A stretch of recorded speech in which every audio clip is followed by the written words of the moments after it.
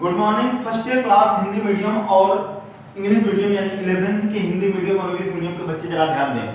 कल हम लोगों ने बेसिक कॉन्सेप्ट यानी जो आपका पहला चैप्टर आता है उसमें हम लोग सीखते हैं कि कोई भी आपके पास सब्सटेंस है तो कैसे उसकी केमिकल रिएक्शन होती है, केमिकल रिएक्शन अगर चल रही है, रासायनिक अभिक्रिया चल रही है तो किस नियम पर काम करती है, उस रासायनिक अभिक्रिया को हम किस नियम पर देख सकते हैं, एक सब्सटेंस कैसे टूटता है, एक सब्सटेंस की फिजिकल स्टेज क्या हो सकती है, ये सब चीजें आपको इस चैप्टर के अंदर देखना है। फिर मॉलिक्यूलर मास निकालना है, इसके बाद आपके कुछ रासायनिक समीकरण नीति भी आती है जिसको स्टाइकोकेमिस्ट्री कहा जाता है। तो मेरे कहने का मतलब यह है ये चीजें आप देखेंगे, न्यूमेरिकल्स भी आएंगे आपके। तो पहला चैप्टर जो होता है सम बेसिक मतलब कॉन्सेप्ट जो हैं केमिस्ट्री के वो आपको सिखाए जाएंगे यहाँ पर। और मैंने आपसे कहा था कि सबसे पहले जो स्टार्टिंग होती है आपको बताया भी था मैंने कि सबकी चीजों की जो शुरुआत होगी वो एक सब्सटेंस से होती है।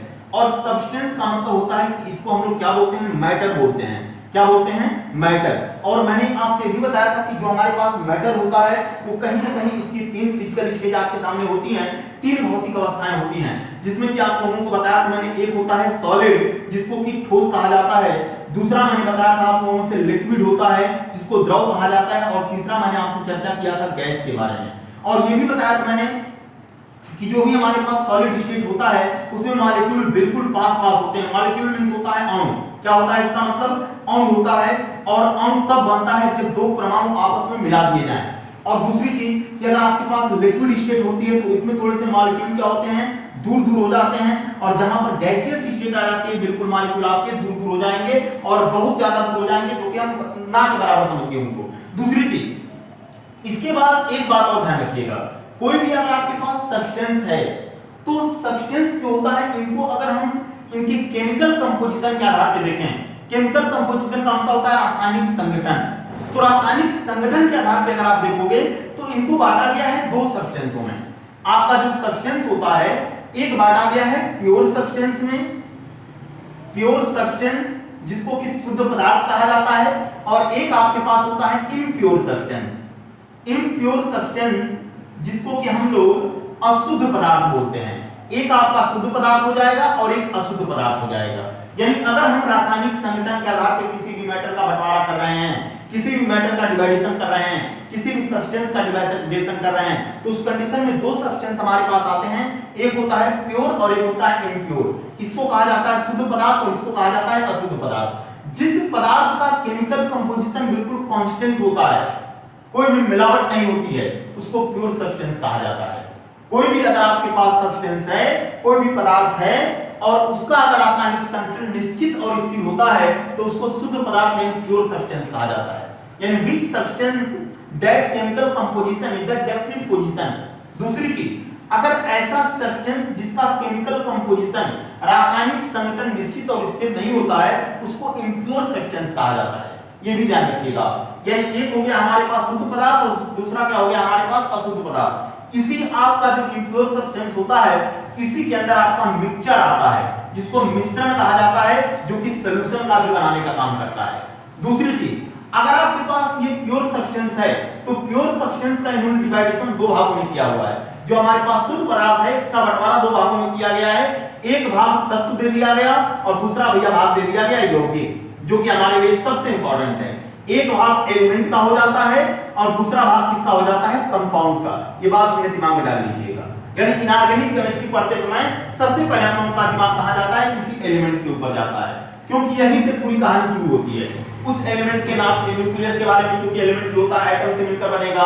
फिर हम लोग देखेंगे इलेक्ट्रॉन प्रोटॉन न्यूट्रॉन कैसे काम कर रहे हैं, फिर लोगों ने अपना मॉडल कैसे दिया है, कैसे न्यूक्लियस की डिस्कवरी हुई है।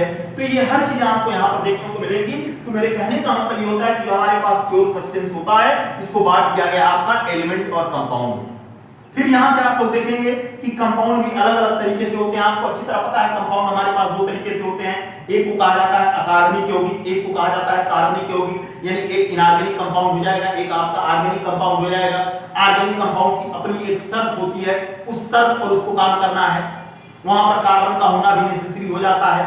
दूसरी चीज, अगर आपके पास कोई भी इनऑर्गेनिक केमिस्ट्री अगर और इन्हीं कंपाउंडों के जो डिवाइडेशन होता है उन कंपाउंडों पर केमिस्ट्री भी आपकी बात की गई है कि भैया अगर हमारे पास इनऑर्गेनिक कंपाउंड है तो इसको हम लोग कह देते हैं कि इनऑर्गेनिक केमिस्ट्री है, अगर ऑर्गेनिक कंपाउंड है इसका मतलब कि ऑर्गेनिक केमिस्ट्री है। और जहां पर भी उनके वैल्यू की स्टडी की जाए तो फिजिकली में हम लोग देख लेते हैं, जिसको कि भौतिक रसायन कहा जाता है। तो मेरे कहने का मतलब यह है कि इस तरह से बंटवारा हुआ है, यानी दुनिया में ऐसी कोई चीज नहीं है जो इस सब्सटेंस से बाहर गई हो। सब्सटेंस भी आप जानते हो कि कोई भी अगर इस एटमॉस्फेयर में कोई भी गैस काम कर रही हो, that is a part of the substance, वो भी एक सब्सटेंस है भाई। Hydrogen, nitrogen, oxygen, helium, hydrogen, that's all is the gases and that is the part of the substance, वो भी एक सब्सटेंस का पार्ट है। तो मेरे कहने का मतलब यह है कि सब्सटेंस का जो डिवाइडेशन हुआ है अकॉर्डिंग टू फिजिकल स्टेज अगर बात करोगे तो सॉलिड, लिक्विड और गैस में। लेकिन अगर हम प्योरिटी के अकॉर्डिंग देखेंगे, इनकी केमिकल कंपोजिशन के आधार पर देखेंगे, इनके रासायनिक संगठन के आधार पर देखेंगे, तो भैया दो तरीके से होते हैं, एक प्योर सब्सटेंस और दूसरा इम्प्योर सब्सटेंस। प्योर सब्सटेंस को शुद्ध पदार्थ कहा जाता है, इम्प्योर सब्सटेंस को अशुद्ध पदार्थ कहा जाता है। फिर इन्होंने प्योर सब्सटेंस को बांट दिया है एलिमेंट और कंपाउंड में, जहां से हमारी पूरी केमिस्ट्री शुरू हो जाती है। क्योंकि जब एक एलिमेंट मिलता है तो फिर हम देखते हैं कि भैया इस एलिमेंट का पार्ट क्या है, इस एलिमेंट के अंदर कोई पार्टिकल काम कर रहे हैं कि नहीं कर रहे हैं। फिर यहाँ पर डाल्टन ने अपना एटॉमिक थ्योरी भी दिया। उन्होंने बताया कि भैया अगर हमारे पास कोई एटम होता है तो हम उसको डिवाइड नहीं कर सकते, एटम को उसके पार्टिकल में डिवाइड नहीं किया सकता, एटम डिविजिबल होता है, एटम अविभाज्य होता है। उनका कहने का मतलब ये था डाल्टन का। पहले एटॉमिक थ्योरी उन्होंने दी, फिर उसको रदरफोर्ड, थॉमसन और चैडविक ने संशोधित किया, मॉडिफाई किया, फिर पता किया कि इलेक्ट्रॉन, प्रोटॉन, न्यूट्रॉन की क्या पोजीशन हो सकती है। फिर उसके अंदर और भी कण होते हैं जिसमें पॉजिट्रॉन आता है, मेसान आता है। तो इस तरीके से इनको हमको देखना है, न्यूट्रिनो होता है, एंटी न्यूट्रिनो होता है।